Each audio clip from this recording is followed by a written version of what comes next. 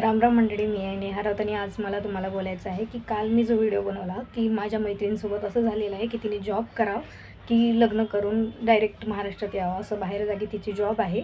तर त्या मुलाने असं म्हटलेलं आहे की सगळी जॉब सोडून तू घरी ये आणि ड्युटी करून तू करू शकतेस, पण आईबाबांना पण बघ, कारण की त्यांचे आईबाबा बुढे झालेले आहेत आणि त्यांना स्वतःचं बघता येत नाही. हा ती ठीक आहे, मान्य करते मी, पण या जागावर सगळ्यांनी कमेंट केलेले आहे. जर तुम्ही व्हिडिओ बघितलेला असेल तर खूप छान छान मुलांनी कमेंट केलेले आहेत आणि मी ते कमेंट बघून आश्चर्यचकित झाले की मुलं मुलींच्या विषयी काय काय किती किती छान छान विचार करतात, हे तुम्ही त्या कमेंटमध्ये जाऊनच बघू शकता.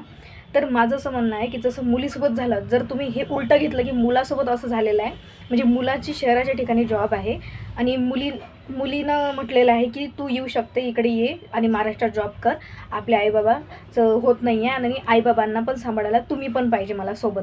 तर तुम्ही यावर काय मत करू शकता हे पण मला कमेंटमध्ये सांगा की मुलीच्या जागेवर जर मुलगा असता तर मुलांनी काय करायला पाहिजे आणि मुलींनी काय करायला पाहिजे, हे तुम्ही मत मला सांगा. आणि नंतर सगळ्यांच्या मुलांचे जे कमेंट आहेत तर त्याच्यावर मला पूर्ण एक्सप्लेन करायचं. आता एक मुलगा काय म्हणतो, कंपनीमध्ये मुली लफडे करायलाच येते.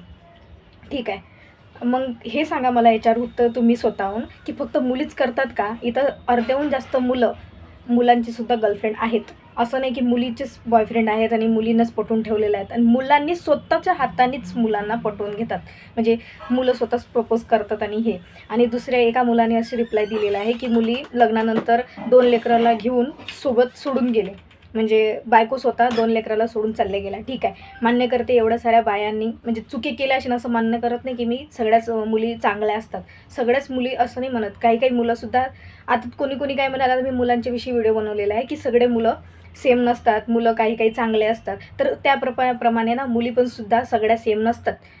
काही काही जणीसुद्धा संसार टिकू शकतात, असं नाही आहे सगळेजण वाईट असतात आणि 2 लेकराला सोडून चालली जाईन वगैरे. कोणी मुलीसुद्धा चांगल्या असतात, ते पण संसार टिकू शकतात. आणि दुसरी गोष्ट अशी की पडून जातात. ठीक आहे, मान्य करते अर्ध्याहून जास्त मुली 2 लेकराला घेऊन म्हणजे ती बाई सोडून गेली एका माणसासोबत. ठीक आहे, पण तुम्हाला असं ऐकू आलं की कोणत्या मुलाने लग्न झालेल्या एका बाईसोबत पडून गेला? का नाही ऐकू आलं? कारण की मुलगा कधीच कोणत्या बाईला ना बायकोला सोडणार ना गर्लफ्रेंडला सोडणार, ते सोबत घेऊन चालणार, कधी डिवोर्स घेणार नाही. पण मुलगी कशी करते, जर तिचं अफेअर असलं तर त्या मुलासोबत पडून जाते, पण मुलगा तसा करत नाही.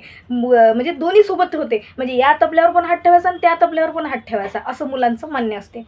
आणि दुसरी गोष्ट अशी की मुलीच खराब असतात तर असं नाही आहे. तर सगळ्यांना मला सांगायचं की आता तुम्ही उलटं घेऊन नेहमी सांगते की त्या जागेवर मुलगी असती आणि मुलगा मुलीच्या जागेवर आहे आणि मुलगी मुलाच्या जागेवर आहे. तर तुम्ही याच्यावर मला कमेंट करून सांगा की जर हे नातं उलटं असतं की मुलानं म्हटलेलं आहे की तू सोडून दे जॉब, म्हणजे मुलीनं म्हटलेलं आहे की तू सोडून दे, महाराष्ट्रात ये आणि जॉब कर आणि आईबाबासोबत आपण सोबत बघू, आपण आपल्या आईबाबाला सासू सासऱ्यांना सोबत बघू, तर याच्यावर तुमचा काही रिप्लाय मला नक्कीच सांगा.